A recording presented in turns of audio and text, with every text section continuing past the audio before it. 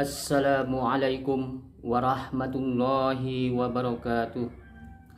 Alhamdulillahi rabbil alamin. Wassalatu wassalamu ala asrafil anbiya'i wal mursalin wa ala alihi wa ashabihi rasulillahi ajmain. Allahumma salli ala sayyidina Muhammad wa ala ali sayyidina Muhammad. Kepada saudara-saudaraku para pendengar yang dirahmati oleh Allah Subhanahu wa taala. Hari ini mungkin di antara kita masih Allah beri sisa umur ini beberapa tahun lagi. Dan mungkin Allah masih memberi hidup di dunia beberapa bulan lagi. Dan boleh jadi beberapa hari lagi kita dipanggil oleh Allah Subhanahu wa taala. Allah sudah menetapkan ajal kematian kita. Kapan kita akan kembali menghadap Allah Subhanahu wa taala? Setelah kita mati menghadap Allah, maka kita tidak bisa lagi mengumpulkan amal-amal soleh kita seperti kita masih hidup di dunia ini, kecuali amal jahriyah yang akan harus mengalir pahalanya kepada kita walaupun kita sudah tidak ada lagi di dunia ini. Ketika kita sudah meninggalkan dunia ini, apa yang kita punya, apa yang kita cintai di dunia ini, semua akan kita tinggalkan. Baik istri kita, anak-anak kita, bahkan harta yang sudah kita cari, kita kumpulkan. Demi mencari harta, terkadang siang malam kita bekerja sampai mati-matian, tidak kenal waktu, hingga sampai meninggalkan sholat. Semuanya kita lakukan hanya mengumpulkan harta. Ketika kita meninggalkan dunia ini, tidak ada satupun yang akan kita bawa menghadap Allah Subhanahu wa ta'ala. Dan tidak ada yang bisa menolong kita. Dan ketika kita mati menghadap Allah Subhanahu wa ta'ala, satu-satunya yang bisa menolong kita adalah amal soleh yang kita kerjakan ketika kita hidup di dunia ini. Oleh karena itu, selagi kita masih hidup di dunia ini, jangan sia-siakan kesempatan ini untuk banyak-banyak berbuat amal kebajikan. Karena jika kita sudah mati meninggalkan dunia ini, maka terputuslah amalan-amalan kita, kecuali kata Nabi 3 perkara, yaitu yang pertama, amal jahriyah. Yang kedua, ilmu yang bermanfaat yang diajarkan kepada orang lain. Dan yang ketiga, anak soleh yang mendoakannya. Kepada saudara-saudaraku para pendengar yang dirahmati oleh Allah Subhanahu wa ta'ala, sebelum kita mati meninggalkan dunia ini, setidaknya kita memiliki amalan-amalan andalan untuk persiapan mati. Apa saja sih amalan-amalan andalan itu? Bisa kita amalkan surat istimewa di dalam Al-Quran. Bisa kita berzikir, bisa kita berselawat, bisa juga kita bersedekah.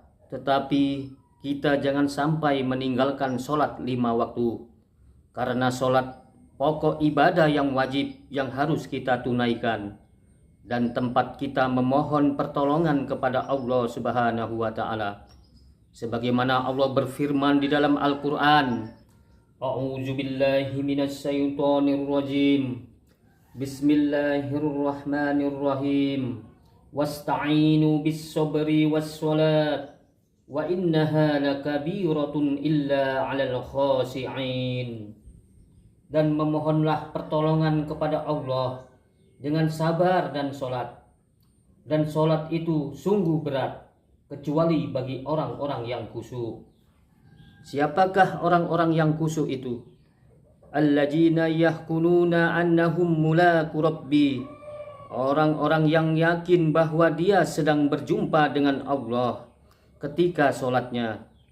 Bahwasanya Allah menjadikan sholat ini tidak lain hanya untuk tempat pertolongan bagi hambanya, baik permasalahan dunia maupun akhirat. baik permasalahan yang kecil maupun permasalahan yang besar, baik permasalahan ekonomi, permasalahan keluarga, permasalahan rumah tangga, baik musibah yang menimpanya. Maka sholatlah satu-satunya tempat kita untuk memohon pertolongan dengan menghadap Allah Subhanahu wa Ta'ala. Karena Nabi Shallallahu Alaihi Wasallam, jika ada masalah yang tidak bisa beliau keluar dari masalah itu, maka Nabi Muhammad Shallallahu Alaihi Wasallam, maka Rasulullah akan langsung sholat. Kenapa Rasul jika ada masalah berat langsung sholat?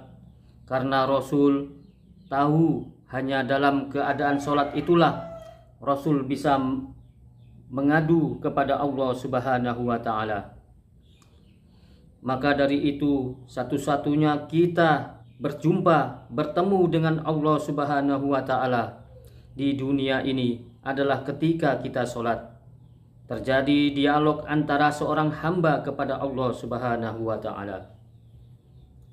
Kepada saudara-saudaraku para pendengar yang dirahmati oleh Allah Subhanahu wa Ta'ala, lalu bagaimana cara kita mengamalkan amalan-amalan andalan tersebut? Amalan andalan ini ketika kita amalkan tidak satu orang pun yang tahu, hanya diri kita kepada Allah sajalah yang tahu. Misalkan yang pertama, ketika kita membaca Al-Quran seperti biasa kita baca, satu malam satu lembar atau 2 lembar atau 1 juz satu malam. Tetapi ada satu surat yang kita amalkan, hanya kita dengan Allah sajalah yang tahu. Yang kedua, begitu juga berzikir atau berselawat.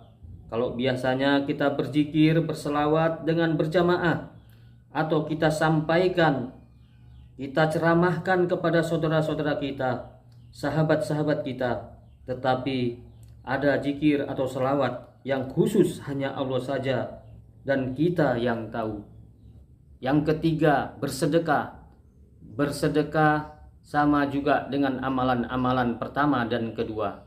Kalau biasanya kita bersedekah terang-terangan, maka sedekah yang satu ini hanya kita dengan Allah saja yang tahu.